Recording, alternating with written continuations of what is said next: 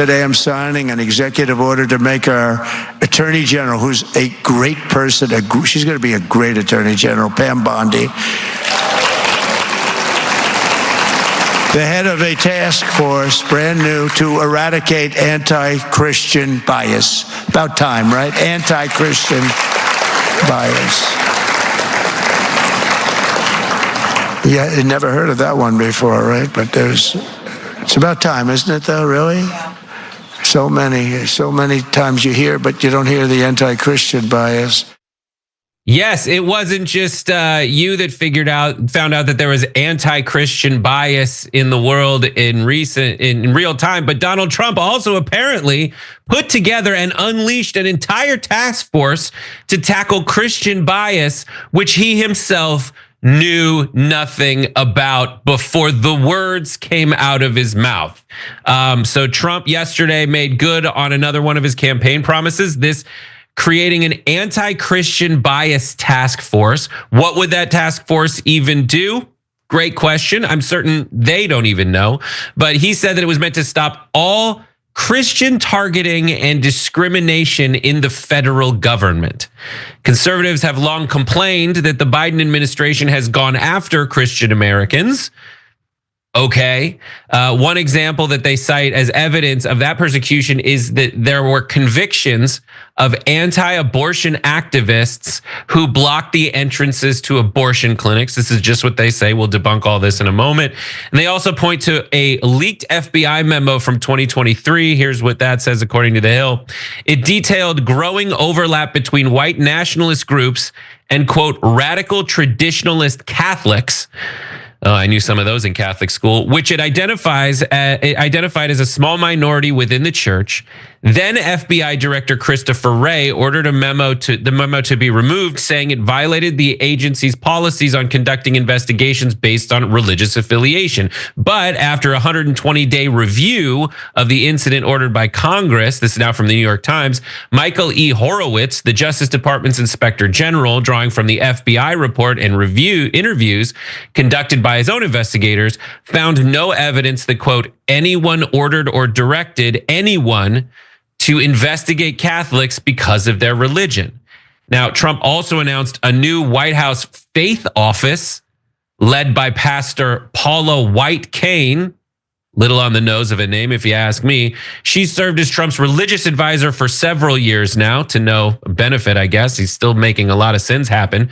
And at Thursday's prayer breakfast, which you can read a ton about on tyt.com/reports, she praised Trump as, quote, the greatest champion of any president to date, quote, of religion, of faith, and of God.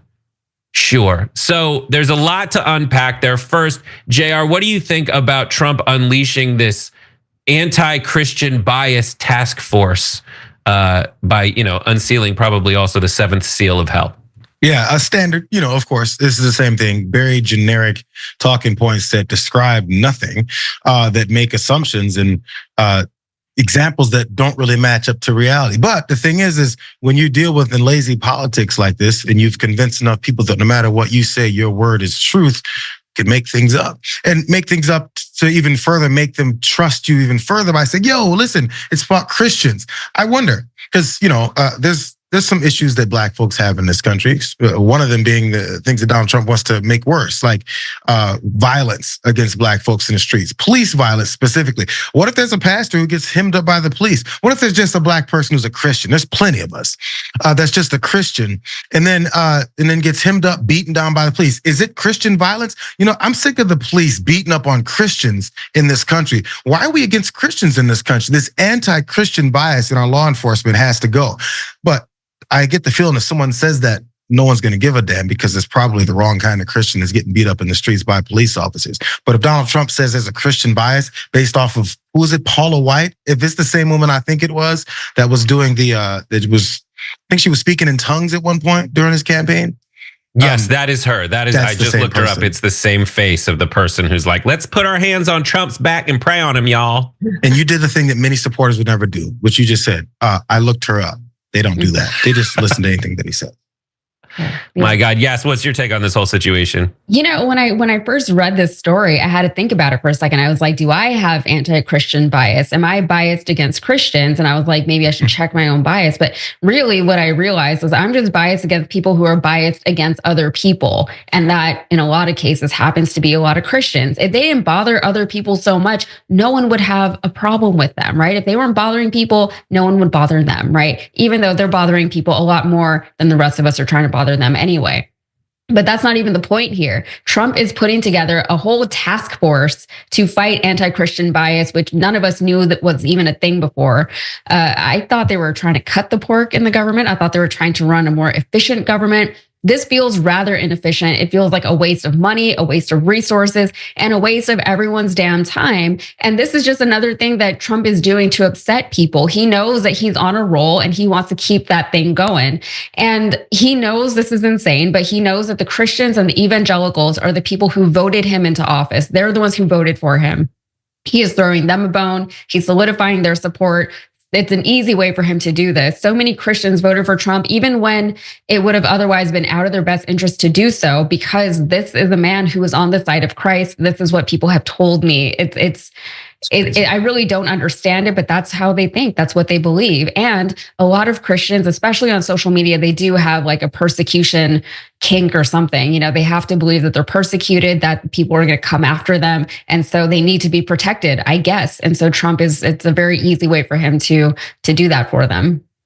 You know, something I've noticed about certain Christians. I love a lot of Christians. I think they're really awesome. I like the people who are like lapsed in their religious affiliations are very interesting. But who knew Christians would have such a martyr complex? Like the religion's main symbol is a torture device to remind you at all times that God's kid was murdered by my people. I went to Catholic school as a Hebrewoid person, and it is so creepy. And all religions, for the most part, have a little bit of guilt to keep you in line. But like the specific strain of Christian guilt is like, look at what you did to your Savior who died for your sins. I feel like the DNA of that runs through it. Now, why can't the winning DNA, the DNA of the religion, the stuff that actually permeates all members of the religion, why can't it be the like, have some humility messages? Why can't it be the love your neighbor messages? Why can't it be the like, honor thy father and mother? Why not? Go old school with it. Blessed are the meek, for they will inherit the earth. None of that is present in these kinds of people. And then like, guys, the reason that the anti-abortion activists were arrested had nothing to do with the fact that they were Christian. It's that they blocked the entrance to a building.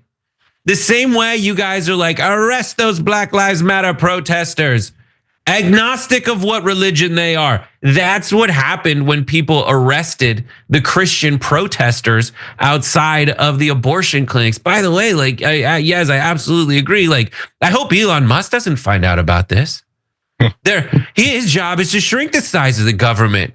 If Elon finds out for 1 minute, because his priority is not growing power, it's not making the voting populace that ended up turning for Donald Trump, is not placating them with a bunch of stuff as he amasses power and wealth. No, it's not that. It's that he genuinely cares about all this stuff when it comes to Department of Government efficiency.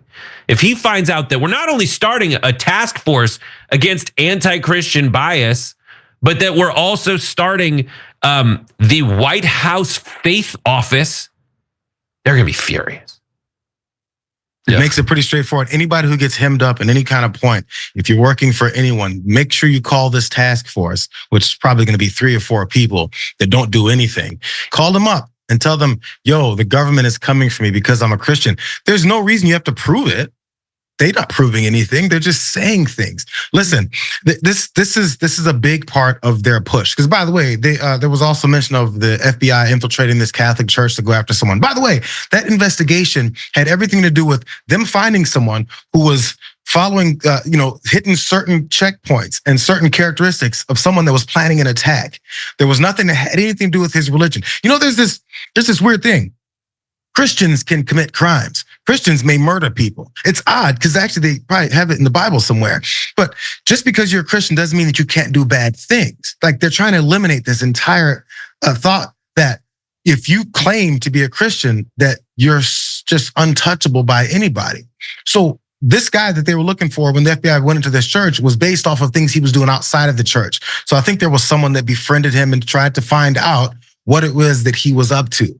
That's how they connected this to having anything to do with Christianity, or I guess in this case, Catholicism. Yeah, and I think it is very telling what Brett was talking about, how they have this persecution complex and it's built into the religion, right? Personally, I always thought it was really cool going to Catholic churches because they had all this very gruesome imagery everywhere. It was fun for me because I wasn't Catholic and I wasn't raised in all of that. But, there's a reason why all the horror movies are centered around Catholicism, because it is so, it's entrenched within you, this idea that there is death and there is guilt associated with that death. And, all of that combined with this persecution complex that everyone is out to get you is not great. For the central governance established by Congress in 1958, chair of board of trustees is appointed by center board members. There is nothing in the center statute that would prevent a new amortization from replacing board members. However, this would be the first time such action has been taken with the Kennedy Center Board. Drag artists accused Trump of targeting them because of they are in the country where freedom of expression is granted by Constitution. This is about who gets to exist in public spaces and whose stories get to be told on American stage, said Black Dynamite, president of Comedy, a national network of drag artists and allies, banning an entire art from its sponsorship. Plain